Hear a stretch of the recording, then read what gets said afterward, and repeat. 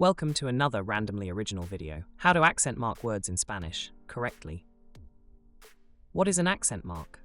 An accent mark is a mark that is added to an existing letter when it is in written form. What is the purpose of adding such marks? 1. To indicate what syllable has the emphasis when pronouncing the word. 2. To indicate a change on the sound of a letter. 3. To indicate the context of two words that are spelled the exact same way. 4. To indicate the gravity or importance of a word. Let's start. There are 5 accent marks in the Spanish language. Accent marks are called diacritics. The tilde, the diaeresis, the acute accent, the diacritic accent, and the prosodic accent. The tilde is a mark added to the letter N to change the sound or meaning of a word. Here is a good example. This word is pronounced campana, and it means bell. But if we add a tilde to the letter N, this word would be pronounced campania, which means campaign. The diaeresis is a mark added to the letter U when it is between the letter G and the letter E, or in between the letter G and the letter I. The main purpose is to change the sound of the G if it is followed by an E or by an I.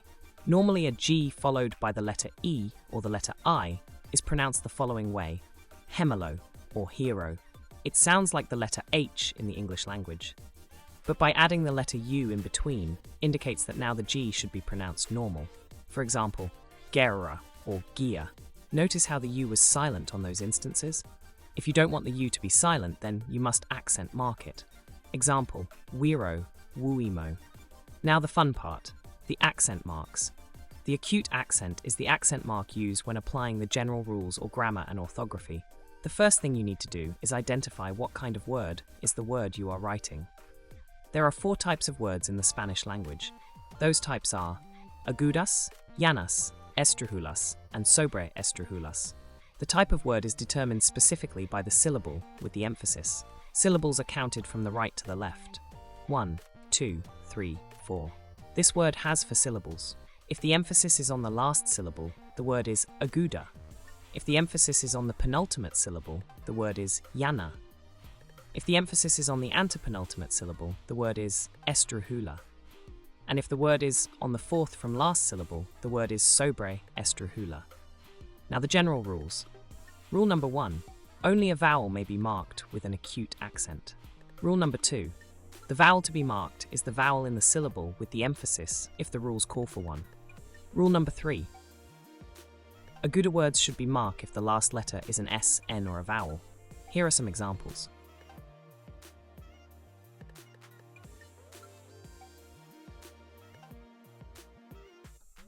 Rule number 4. If the last letter of an Aguda word is not an N, S, or a vowel, no accent mark should be placed. Here are some examples. Rule number 5. If an Aguda word ends in 2 consonants, no accent mark should be placed. Here are some examples. Rule number 6. If the last letter of a llana word is an N, an S, or a vowel, no accent mark should be placed. Here are some examples. Rule number 7. If the last letter of a llana word is not and N, add S, or a vowel, it must be marked with the acute accent.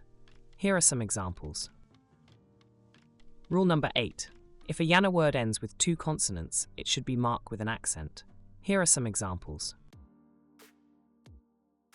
Fun fact: words ending in 2 or 3 consecutive consonants are not words that originated from the language itself. They were rather adopted from other languages such as English. This occurs when there is no literal translation or equivalent words or meanings, for it finding its way onto full sentences. Rule number 9. Estrijula words and sobreestrijuela words must be marked with an accent, no matter what the last letter of the word might be. Here are some examples of estrijulas. Here are some examples of sobreestrijuela.